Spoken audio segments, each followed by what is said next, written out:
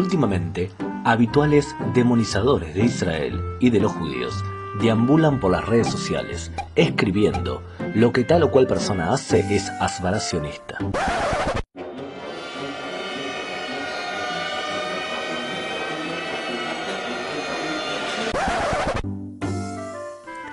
Esa misma persona se cree que porque sabe una palabrita en hebreo, está dotado de mayores argumentos que otros para criticar a Israel.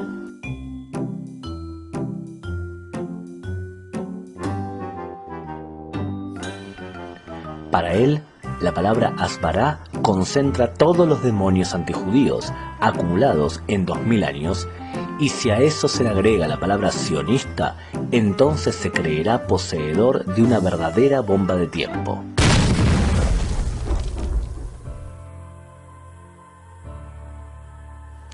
Lo cierto es que la palabra hasbara proviene del hebreo leasbir, que significa esclarecer. Una definición desarrollada por los años 90 que suponía erróneamente que si a una persona se le exponía de forma clara y amena nuestras verdades, entonces aquella persona iba a comprender que sus pensamientos anteriores estaban equivocados, mejorando así la posición de Israel.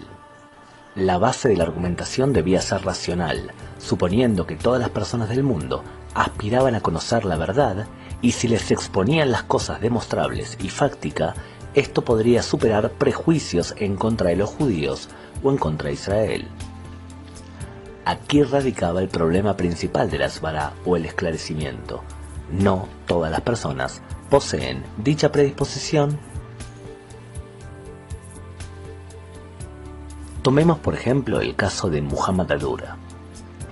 Estas imágenes dieron vuelta por todo el mundo y se han transformado en el símbolo de la Intifada del Aqsa que comenzó en el 2000.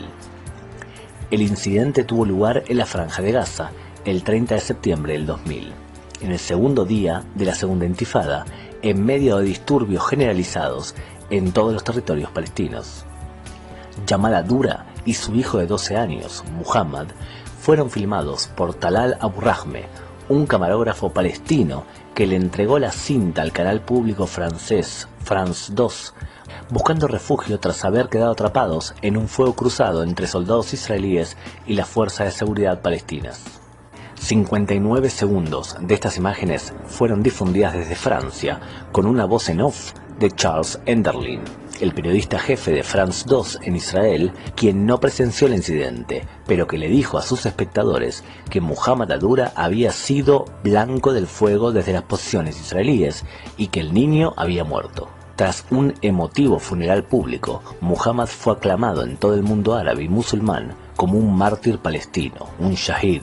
Calles y parques fueron nombrados en su honor y estampillas fueron impresas con su imagen. Al principio el ejército israelí tendió a aceptar las acusaciones, pero avisó que iba a tener que investigar el tema a fondo, un extenso tiempo que ayudó a cristalizar el mito que Adura había sido asesinado adrede por los sionistas. Una especie de libelo de sangre reciclado.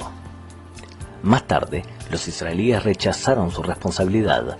3 periodistas experimentados franceses que vieron las imágenes sin editar argumentaron que France 2 había cortado segundos en donde Adura parecía levantar la mano demostrando estar vivo, y otras tantas investigaciones independientes que insistían que Muhammad Adura murió, si es que falleció, por fuego palestino debido a la ubicación desde donde habían llegado los disparos. El director de la oficina de prensa del gobierno de Israel sostuvo incluso que la escena había sido montada por manifestantes palestinos. Hoy, esa costumbre palestina de explotar cínicamente la prensa para su favor se conoce como Pallywood. La escena ha sido evocada como la causante del linchamiento de 2 reservistas del ejército israelí en Ramallah en octubre del 2000 y fue vista como trasfondo cuando Daniel Pearl, un periodista judío estadounidense, fue decapitado por Al-Qaeda en el 2002. De nada sirvieron las tareas de esclarecimiento o hasbara, incluso de periodistas independientes. Hoy no hay forma de convencer racionalmente al que ya está predispuesto a condenar a Israel que Muhammad Adura no fue asesinado por Israel y que las emisiones de France 2 no solamente son dudosas, tampoco parecen ser muy profesionales. Charles Enderlin ha llamado a esto un prisma cultural. Sus espectadores ven en el caso Adura lo que quieren ver. Veamos ahora otro caso en donde intentar esclarecer racionalmente no ha tenido mucho éxito. Salah Mustafa Muhammad Shahade, o simplemente Salah Shahade, era el líder de las brigadas Izzadin al-Qassam del grupo terrorista Hamas. El Hamas fue el responsable directo de cientos de atentados contra civiles israelíes.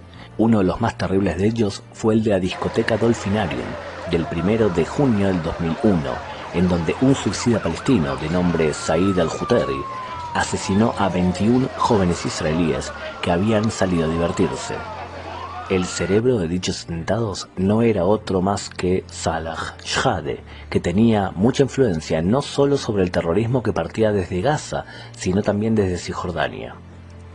Además, Israel acusaba a Shahade de estar implicado en la fabricación de cohetes Qassam disparados contra civiles israelíes desde la franja de Gaza. Una semana antes de atacarle, los aviones F-16 israelíes abortaron la acción al enterarse que Shahade estaba rodeado por escudos humanos. Mientras tanto, las autoridades israelíes consideraban a Shahade una bomba de tiempo, ya que estaba planificando nuevos atentados. Shahade is a sort of a local Bin Laden. He is responsible for the killing of over 200 persons. He continued to plan.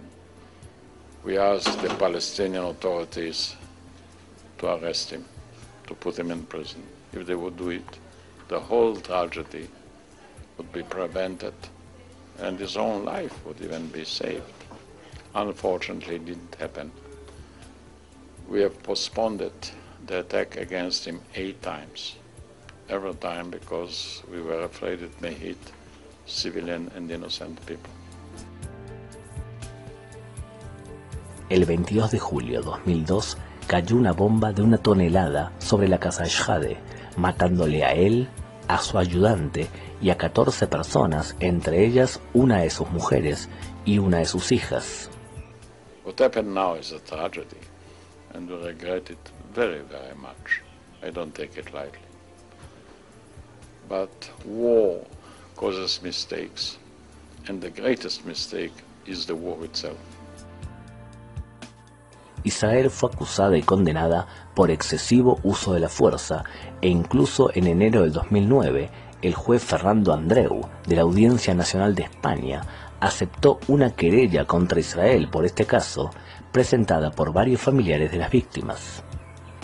El 30 de junio del 2009, y tras una decisión del Congreso de los Diputados que limitaba la jurisdicción universal de la justicia española, la Audiencia Nacional archivó el caso. Actualmente, cuando alguien cita el caso Shahade, no duda en centrar la atención en el supuesto crimen de guerra israelí, olvidándose de las decenas de personas, como los jóvenes del Dolphinarium, que fueron asesinadas por culpa de este terrorista. Los argumentos racionales no siempre ayudan a que una persona se solidarice menos con un terrorista del Hamas como Salah Shahade. Es por eso que argumentos que solamente apuntan al cerebro, argumentos racionales, que no están acompañados por mensajes al estómago y al sentimiento, carecen muchas veces de fuerza. Es necesario no solamente esclarecer, sino también hacer sentir y contrarrestar los ataques, a veces de forma contundente. Siendo así, la Hasbara, como la conocíamos en los años 90, adolecía por su tendencia a suponer que solamente desde la razón y desde la lógica se solucionarían todos nuestros problemas.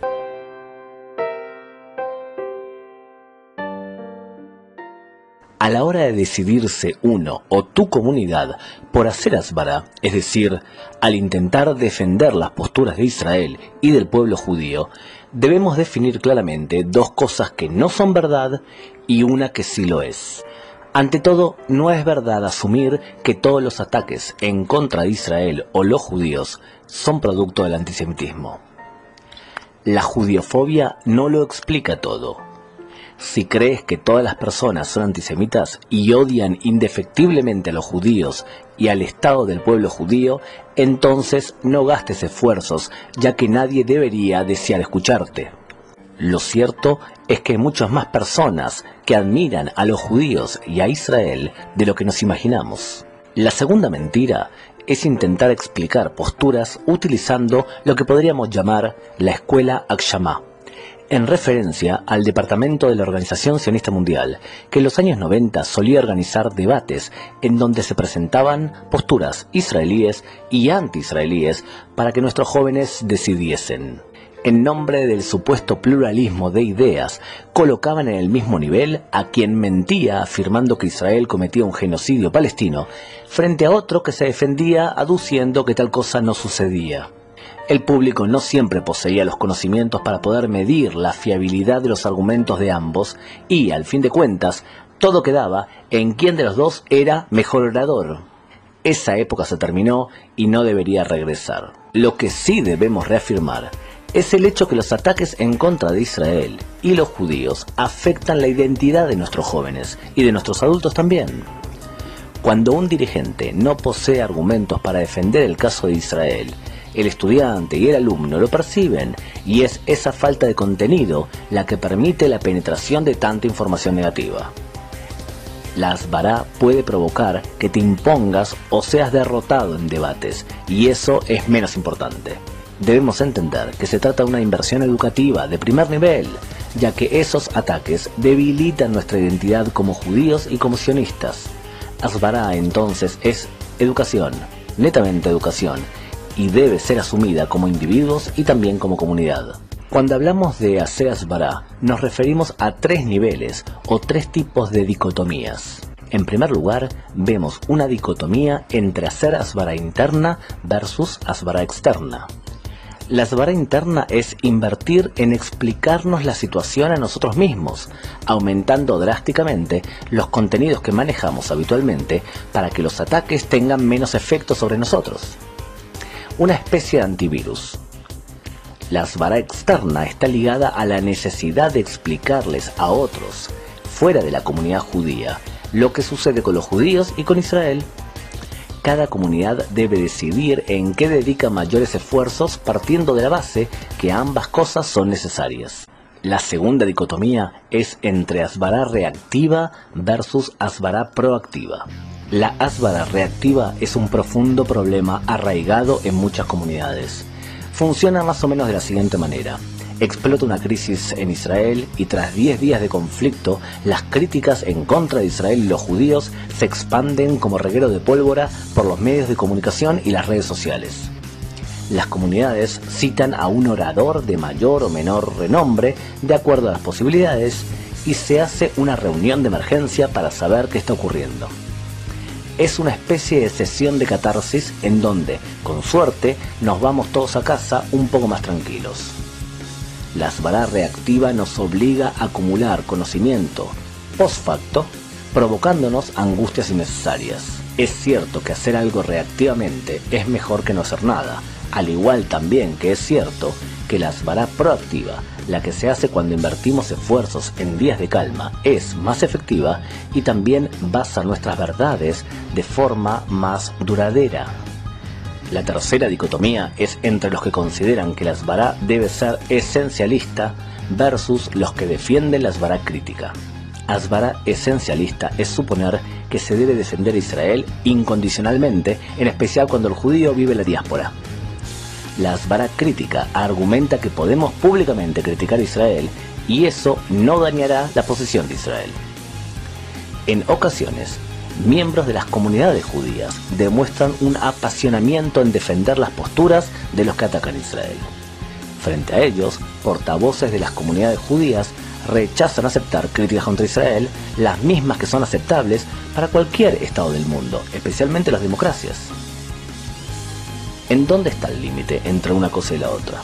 Ante todo, el pueblo judío ama el debate y es muy autocrítico. Es una de las fuentes de nuestro crecimiento y superación. Anular dicha tendencia sería contrario a nuestra esencia.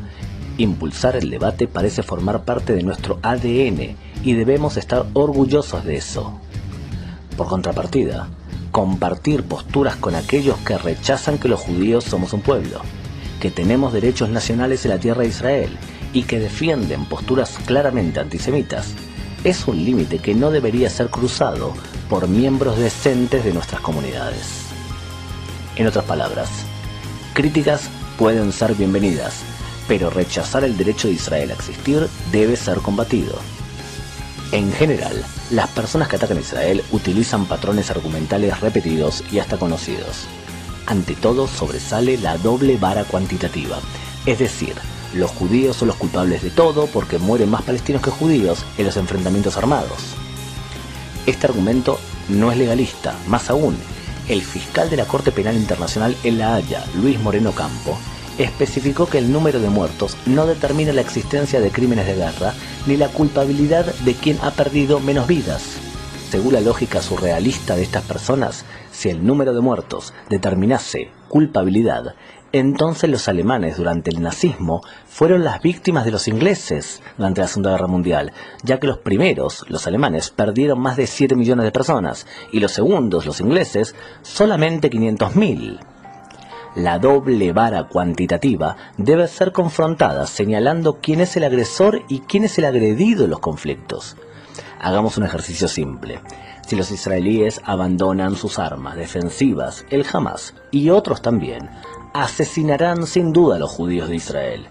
Y si son los palestinos quienes abandonan sus armas, se podría llegar con velocidad a un acuerdo de paz. De esta forma puedes entender claramente quién es el agresor y quién es el agredido. Otro tipo de ataques se basan en el doble juego estado de guerra versus estado de paz. Demasiadas personas asumen que los palestinos están en guerra contra Israel y por lo tanto entienden sus derechos a lanzar misiles contra israelíes, aunque los objetivos sean claramente civiles, transformando la acción en simple y puro terrorismo. Sin embargo, estas mismas personas no dudan en criticar a Israel cuando este país actúa de acuerdo a ese estado de guerra. En una guerra, el terrorista es un combatiente en todo el sentido de la palabra, por lo que es un objetivo totalmente legal. Estas personas aducen que Israel no debería neutralizar a un terrorista, sino que deberían, prepárense, detenerle, llevarlo a juicio y encerrarlo en prisión como si se tratase de un ladrón en tiempos de paz. Hay quienes no han comprendido que en tiempos de guerra rigen leyes bélicas y que no es aceptable argumentar que para algunos rigen las leyes de la guerra, pero para los otros se les debe imponer las leyes de un estado de paz. O para ambos paz o para ambos leyes de guerra. Eso es lo justo y también lo lógico. Una tercera línea argumental enfrenta la visión de los derechos humanos versus el relativismo cultural. Esas mismas personas hacen un doble juego. Por un lado, cuando se trata de los palestinos, se autocensuran, afirmando que los palestinos, los árabes o los musulmanes son otra cultura a la cual no podemos criticar ni ofender. Si los palestinos educan a sus hijos a suicidarse para asesinar judíos, entonces es un tema cultural interno ante lo cual nosotros no deberíamos intervenir. ¿Quiénes somos nosotros para criticarles? Se autoeximirán algunos. Otros simplemente se apresurarán a intentar exculpar a los palestinos, diciendo es que los israelíes los llevan a hacer terrorismo, por ejemplo. Sin embargo, cuando se trata de Israel, no dudan en destrozarla con sus críticas. Ante Israel claman todos ser defensores de los derechos humanos. Israel debe ser medida, dicen, por su cumplimiento de todas las reglas de los derechos humanos, las mismas que no son cumplidas en sus propios países. Pero, si de Israel se habla, las exigencias pueden llegar a ser extremas sin sopesar las amenazas a las que se enfrenta cotidianamente este país. Como bien dijo el abogado norteamericano Alan Dershowitz. Whenever I speak to audiences about the Middle East, sometimes audiences very hostile to Israel, I issue one challenge. Name a single country in the history of the world faced with threats comparable to those threats faced by Israel that has ever had a better record of human rights, a better record of concern for civilians, a better record of sensitivity toward legal issues and the rule of law. In 100 speeches in which I've issued that challenge, no one has ever come up with the name of a country that has a better record than Israel faced with comparable threats. Asvara interna o asvara externa, asvara proactiva o reactiva, asvara esencialista o crítica, son diferentes variables para encarar el problema. Lo que seguro no podemos hacer es no hacer nada.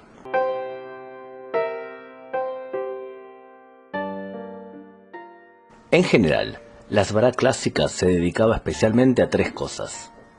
Respondía a las críticas con trasfondo judiofóbico, atacaba las raíces de la judiofobia y de los ataques contra Israel, y enfatizaba la relatividad del caso israelí respecto a otros lugares del mundo.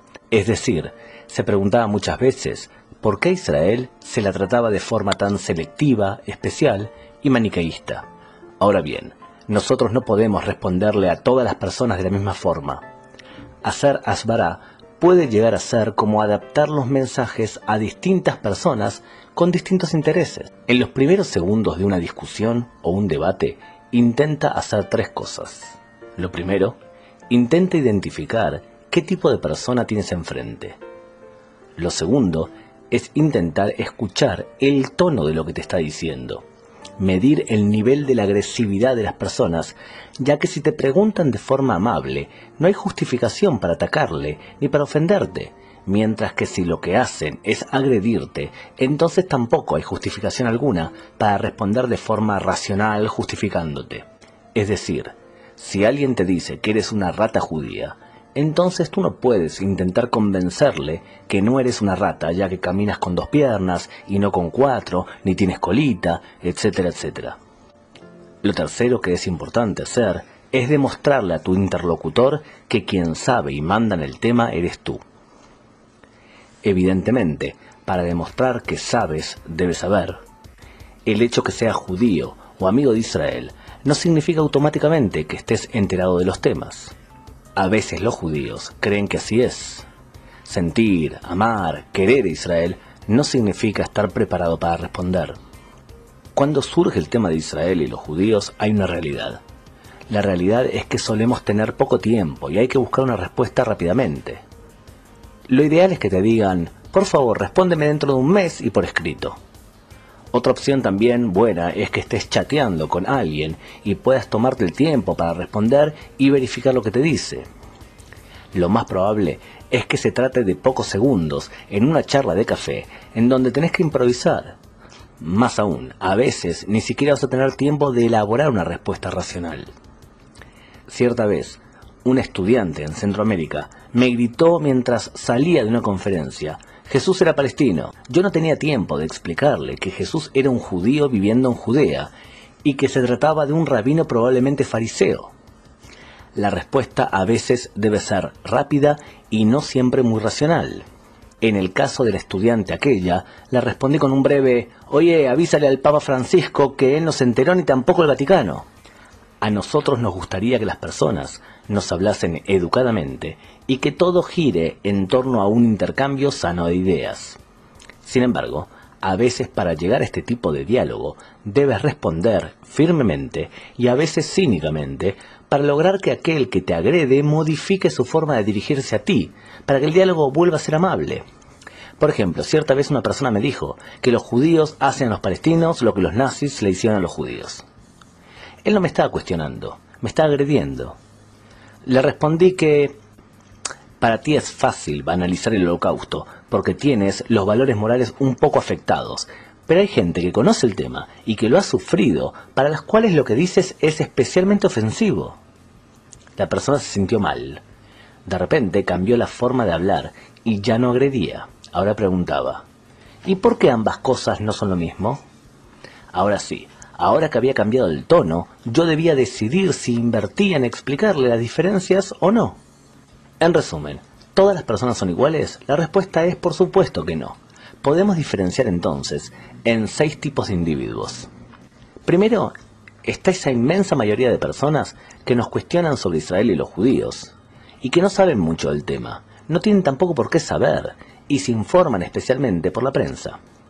Los llamaremos simplemente los ignorantes. Háblales con amabilidad y trata de explicarles cosas básicas del conflicto sin atomizarlos. A veces, algunos de nosotros nos transformamos en Super Asbará y comenzamos a marear a nuestro interlocutor con miles de datos y detalles cuando él simplemente te preguntó quién es el Hamás. A veces una respuesta simple y clara como: es un grupo radical islámico que gobierna Gaza, que odia a todo aquel que no es musulmán radical. ya sea musulmanes moderados, judíos y por supuesto cristianos. Si él desea saber más, entonces que sea él quien profundice. Segundo, están los antisemitas. A estas personas no hace falta que le respondas. Al antisemita no lo vas a convencer, ya que como todo fanático fundamentalista, él primero llega a la conclusión que la culpa es de los judíos, y luego se inventa argumentos para justificar sus prejuicios. A una persona que habla como antisemita, pero no está seguro que realmente lo sea, se lo puede neutralizar diciéndole que está repitiendo los argumentos de los antisemitas. Quizás esa sea una buena forma que modifique su actitud y pase a justificarse en vez de agredir. La estrategia con el antisemita es lograr que los que escuchan el diálogo lo vean como no legítimo, que lo vean a él como no legítimo. A veces vale la pena dirigirte a los que te rodean para preguntarles: ¿cómo permitimos que en esta universidad una persona se exprese como un antisemita? ¿Es que acaso tan mal estamos? Él tiene que sentir que decir lo que dice no es bien visto entre personas de bien. Tercero, están los judíos que se odian a sí mismos. Son aquellos que te dicen: te lo digo yo que soy Goldstein, recordándote que es judío o es descendiente de ellos. Lo mismo ocurre con israelíes. La respuesta es simple: ¿y con eso qué? El hecho que una persona sea judía es indiferente al tema. Uno puede ser un judío y a la vez ser un verdadero idiota. Somos un pueblo totalmente normal, con gente inteligente y gente que no lo es. Hay que intentar desconectar su origen judío del tema. Yo discuto sobre argumentos y no con el árbol genealógico de nadie. Cuarto, están las personas especialmente cristianas en nuestro continente. Ellos suelen atacar a los judíos y al país de los judíos como si fuese un resabio del antisemitismo cristiano de antaño. La estrategia frente a estas personas es lograr que se contradigan. Por ejemplo, algunos cristianos todavía argumentan que los judíos asesinaron a Jesús, que cometieron deicidio. Hay que recordarles que la jerarquía eclesiástica hace décadas rechazó esta acusación, que es un pilar del antisemitismo cristiano. Es decir, uno podría acusar a estas personas de ir por la vida sin respetar lo que dicen sus líderes, el Papa o la historia. Oye, ¿formas parte de una iglesia anárquica que se basa en premisas antisemitas?, podrías preguntarle. Cierta vez, una mujer en España me agredió acusando a Israel de haberle robado la tierra que no les pertenecía a los pobres palestinos. Daba la casualidad que la mujer lucía una enorme cruz sobre su pecho, lo que me llamó la atención. La mujer me había agredido injustificadamente, por lo que le pedí que por favor se cubriese esa hermosa cruz o dejase de hacer dichas acusaciones. La mujer no comprendía cómo me atrevía yo a pedirle que se cubriese o que se sacase la cruz. Usted debe decidirse, señora, le respondí. Si usted es una verdadera cristiana, usted cree en el Viejo y en el Nuevo Testamento. Y en el Viejo Testamento dice claramente que la tierra fue prometida a los judíos y a su descendencia, y nunca nombra a los palestinos. Es decir, si usted cree en la Biblia, crea, pero no hable como una atea, o bien hágalo como una atea, pero cúbrase esa cruz. La mujer no tuvo otra que justificarse, ya que se había contradecido. Quintos, están los extremistas de izquierda. A ellos les educaron que todos los conflictos eran por tierras, agua, petróleo, una lectura marxista materialista de las cosas. Israel, dicen, es el brazo de los imperialistas y por eso se les debe combatir. A una persona de extrema izquierda, háblale de lo más importante del Medio Oriente y lo que suele no saber absolutamente nada. Háblales del islamismo y cómo sus problemas se reflejan en guerras étnico-religiosas en el Medio Oriente. Para una persona de extrema izquierda, muy alejada del idioma que domina el Medio Oriente, háblales de religión, que para ellos suele ser japonés. Por último, están los árabes, que en nuestro continente, en su gran mayoría, son cristianos. En 1920 vivían alrededor de 80 millones de cristianos en Medio Oriente y hoy quedan menos de 11. La mayoría de ellos se escaparon al ver que no podían vivir ante la mayoría musulmana. En las décadas del 50 y 60, la escena del Medio Oriente la dominaba el panarabismo, que es la idea que todos los árabes somos hermanos y que eso, ser árabe, era lo más importante. Hoy reina el panislamismo y los cristianos han quedado descolocados. Algunos, como el padre Nadaf en Israel, declaran su fidelidad hacia el Estado judío por proteger a los cristianos, mientras que otros, como los palestinos en Chile, cuyos líderes se han transformado en fanáticos que defienden a los mismos musulmanes radicales que atacan a sus familiares cristianos en Palestina. Lo mismo podríamos decir del cristiano maronita Alfredo Jalife en México, o de Julio Sánchez Cristo, hijo del libanés Abraham Abdallah, de Radio W de Colombia. No existe una sola respuesta para todos, ni un tono constante para todos los cuestionamientos. Mide, piensa y responde de acuerdo a tu interlocutor. Si lo haces bien, te sentirás estupendo.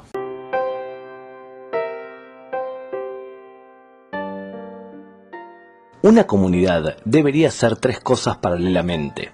Por un lado, hacer asbara interna y asbara externa de acuerdo a sus intereses y realidades. Lo segundo es hacer diplomacia pública.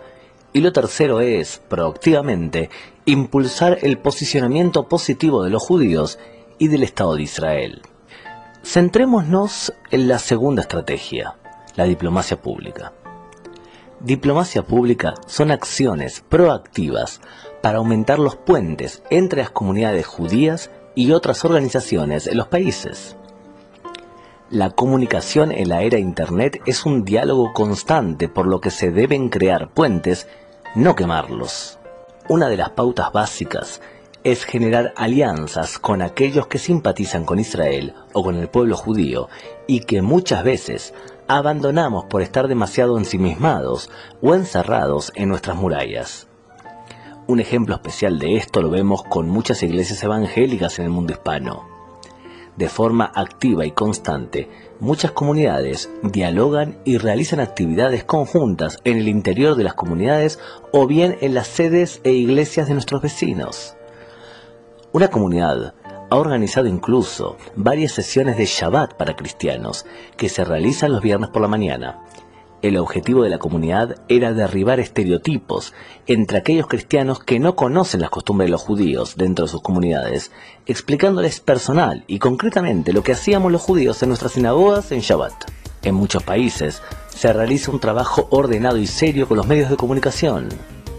Se envían comunicadores hacia Israel o se ayudan a los periodistas explicándoles otras caras del conflicto u otras interpretaciones.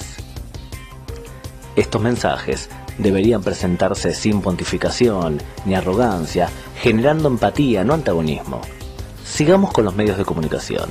Dejando a un lado los periodistas que son activistas pro-palestinos, la mayoría de los profesionales de los medios de comunicación no tienen por qué ser especialistas en todos los conflictos del mundo, y menos en uno tan complejo como el conflicto palestino-israelí.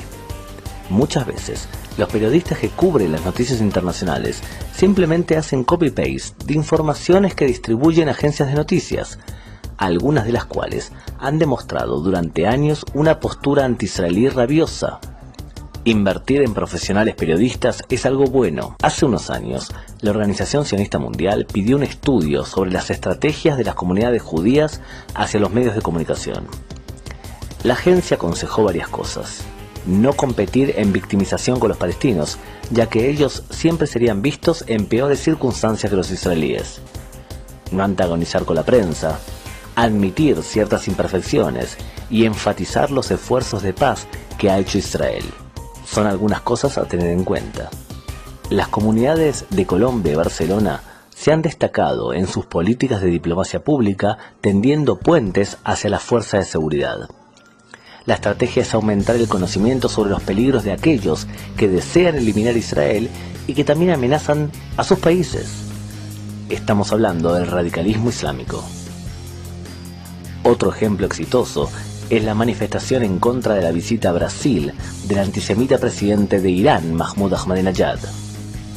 Por entonces, la Juventud Judía Organizada de San Pablo organizó una marcha de malvenida contra la visita en conjunto con organizaciones homosexuales que son ejecutados en Irán, junto a mujeres que son humilladas y maltratadas en Irán, y junto a cristianos que son perseguidos en el país de Ahmadinejad. Una alianza en donde organizaciones heterogéneas encontraron un puente común. En aquella manifestación los judíos eran la inmensa minoría, nuestros aliados eran la fuerza principal. El objetivo es defender a nuestras comunidades y al Estado cuna nacional del pueblo judío. Para eso debemos asegurar su existencia, no solamente teniendo la razón, sino también sumando y protegiendo a nuestros amigos.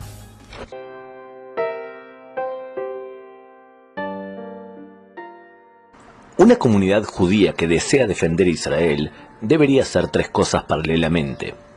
Por un lado, Asbará. Lo segundo, diplomacia pública. Y lo tercero es, proactivamente, impulsar el posicionamiento positivo de los judíos y del Estado de Israel. Para poder desarrollar el concepto de posicionamiento de marca, hagamos un pequeño ejercicio. Cuando una persona piensa en París, ¿qué palabra sube primero a la cabeza? ¿Con qué palabra relacionamos a París? Las encuestas son bastante claras en este punto. La palabra que ocupa el primer lugar es romance. Películas de Hollywood y cientos de novelas han posicionado a la capital de Francia como el centro del amor romántico en la mente de los ciudadanos del mundo. Y cuando decimos New York, aquí es un poco más complejo, pero la palabra que se asocia a la ciudad norteamericana es libertad. Más fácil es asociar con una palabra a Río de Janeiro. La palabra que se asocia es sexo. Para muchos individuos en el mundo, las personas en Río de Janeiro están todo el día de carnaval en una especie de estado de alegría eterno. Cambiemos ahora de enfoque. Cuando alguien pide asociar a Colombia con alguna palabra, ¿cuál es la que surge? Lamentablemente, Colombia durante muchos años ha sido asociada con el peligro y con temas relacionados a las drogas. Ahora bien, ¿con qué palabra creen ustedes que se asocia a Israel? Pues bien, Israel se asocia con dos palabras claves: guerra y religión. Así ha sido durante muchos años. Los colores dominantes de las encuestas son grises o oscuros, y las proyecciones nos mostraban murallas enormes protegiendo a las personas.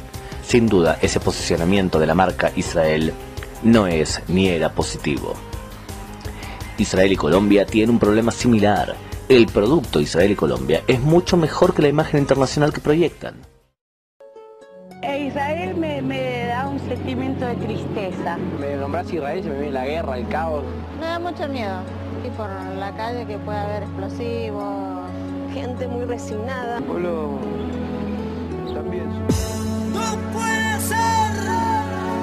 ¡No!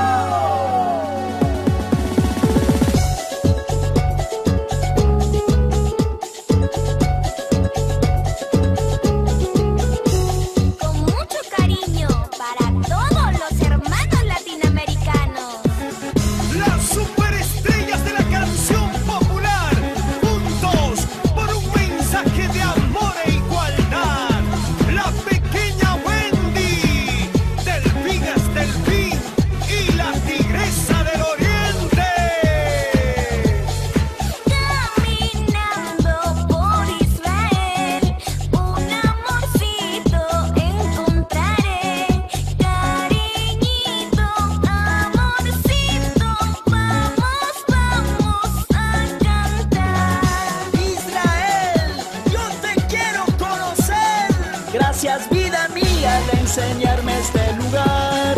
Ay, ay, ay, qué bonito este lugar. En Jerusalén yo bailaré. Oh amorcito, en Jerusalén yo te amaré. Y ahora el pasito de Delfín.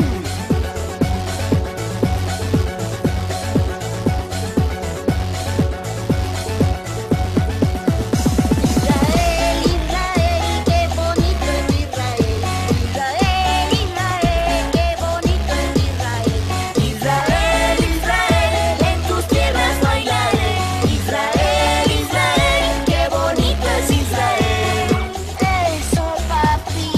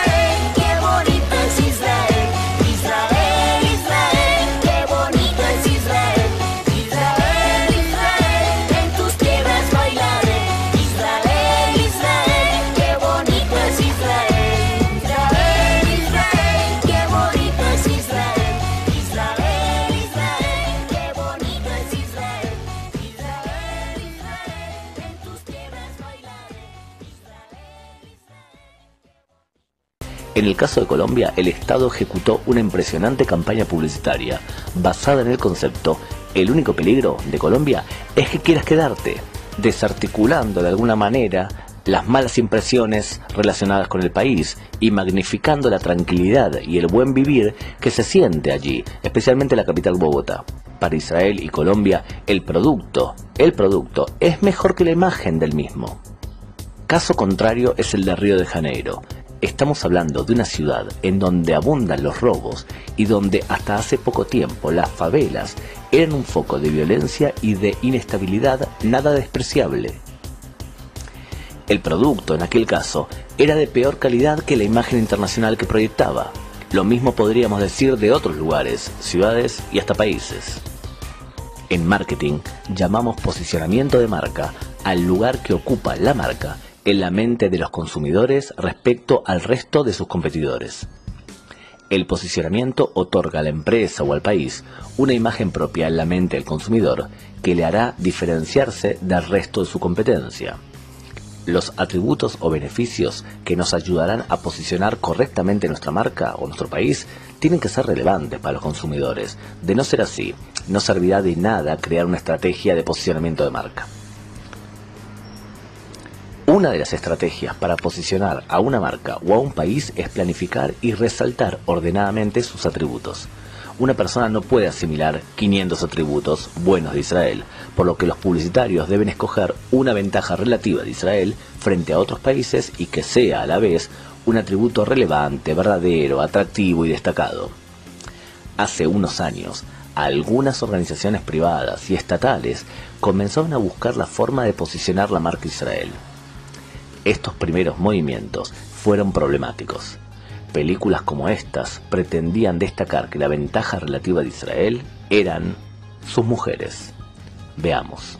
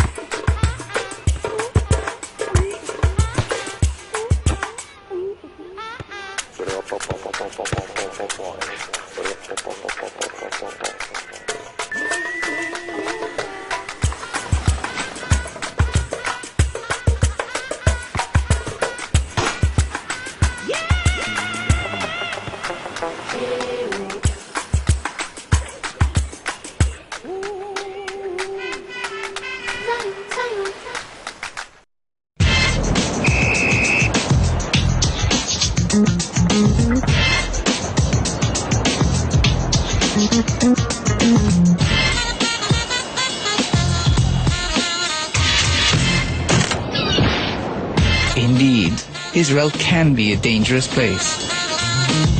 If you thought you knew all about Israel, think again.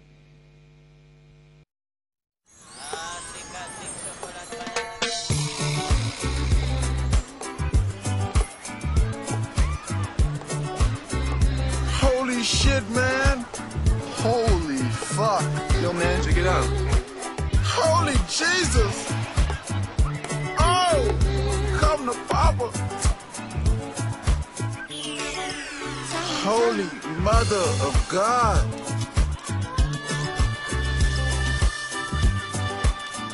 Oh.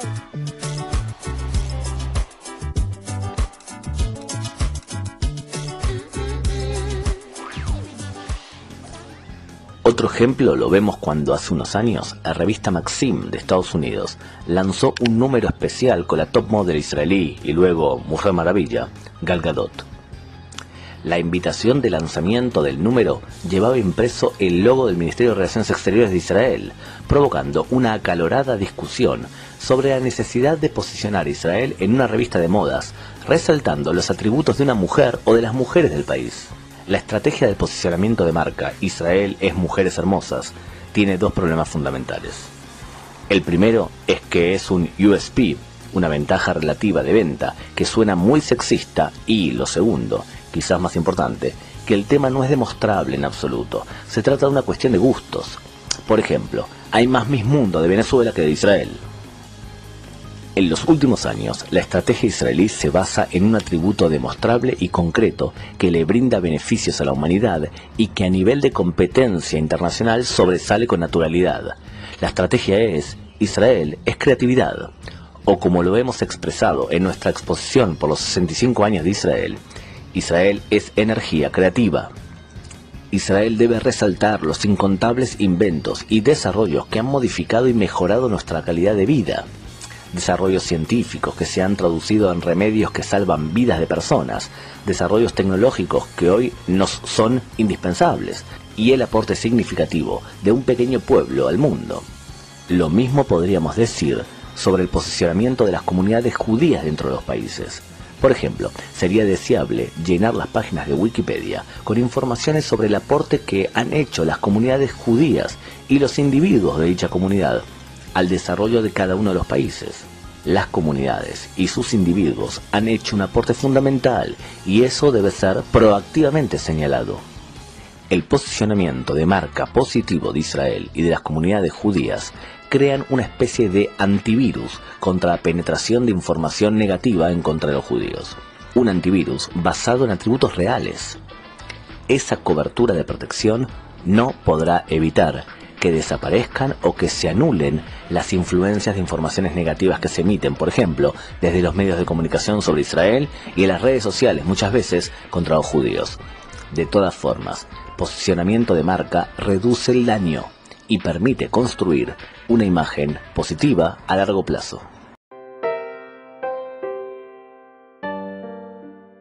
El posicionamiento positivo de la marca Israel y de los judíos es, sin duda, una especie de antivirus que reduce la penetración de información negativa que corroe la imagen de la cuna nacional del pueblo judío. Eso nos plantea un problema estratégico. Por un lado, es importante elevar mensajes positivos sobre Israel, la coexistencia que se vive allí, el desarrollo del país, sus aportes a la humanidad y el hecho que se trata de la única democracia en el Medio Oriente. Frente a esto, hay que notar que la inmensa mayoría de mensajes en contra de Israel son negativos. ¿Cuál es el problema con todo esto? Lamentablemente, los mensajes negativos penetran o tienen más fuerza que los mensajes positivos.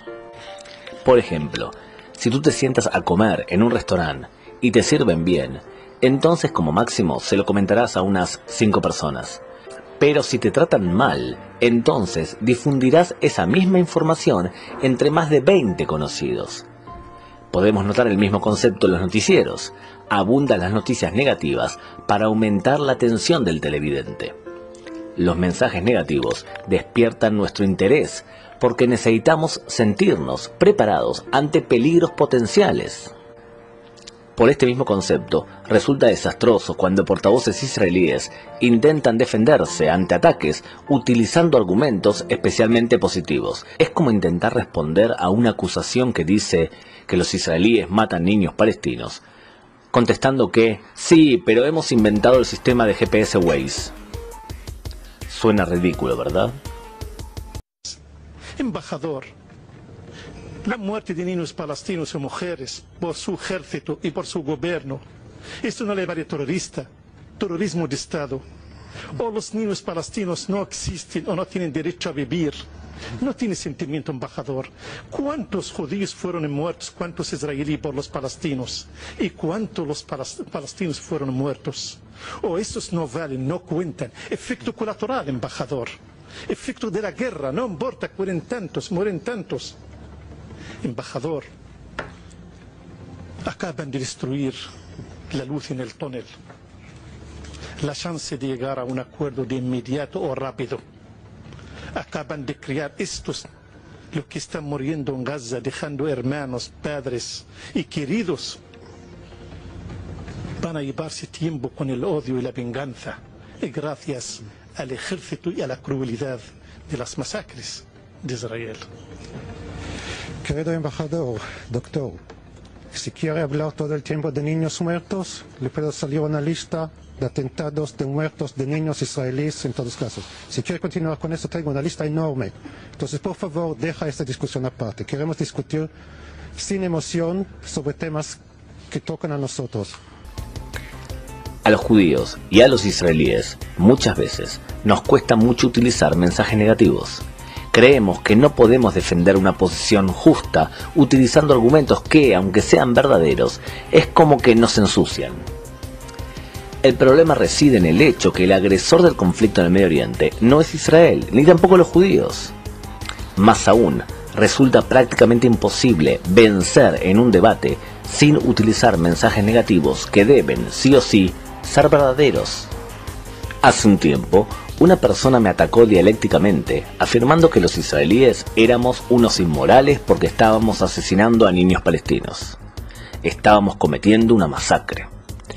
La respuesta clásica de muchos sería explicarle que la situación no es así, y que es el Hamas quien utiliza a los niños como escudos humanos.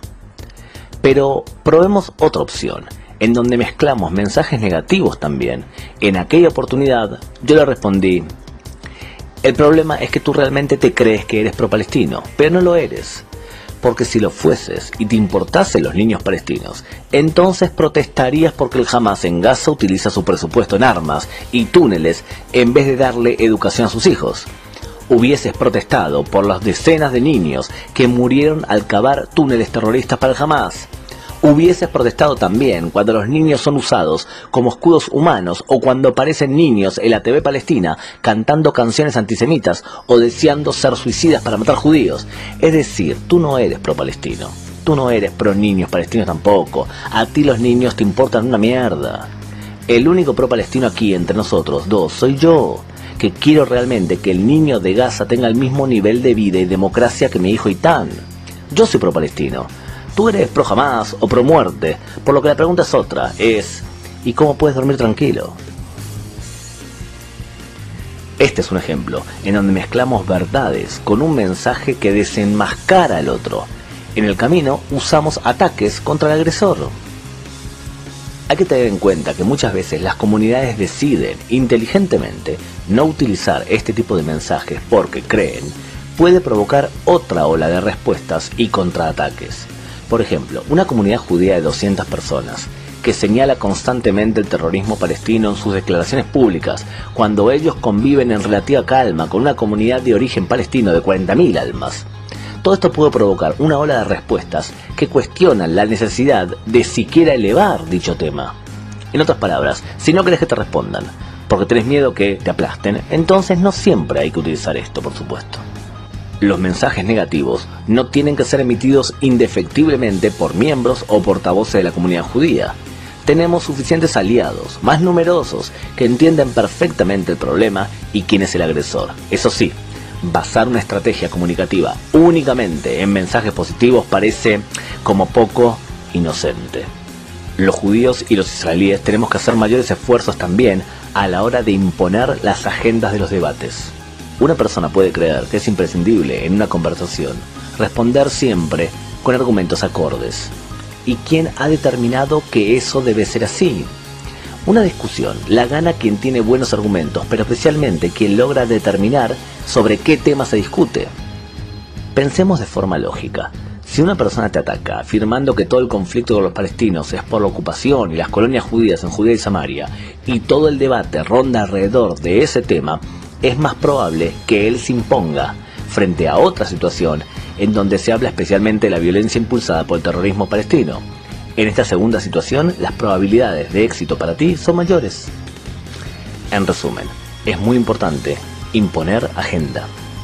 Es importante entender la importancia de los mensajes negativos, la importancia de hablar no solamente al cerebro, sino también al corazón, la importancia de imponer agendas en las discusiones, la importancia de saber más para sentirte más seguro y para poder defenderte con argumentos reales, de hacer asbará, diplomacia pública y posicionamiento de marca.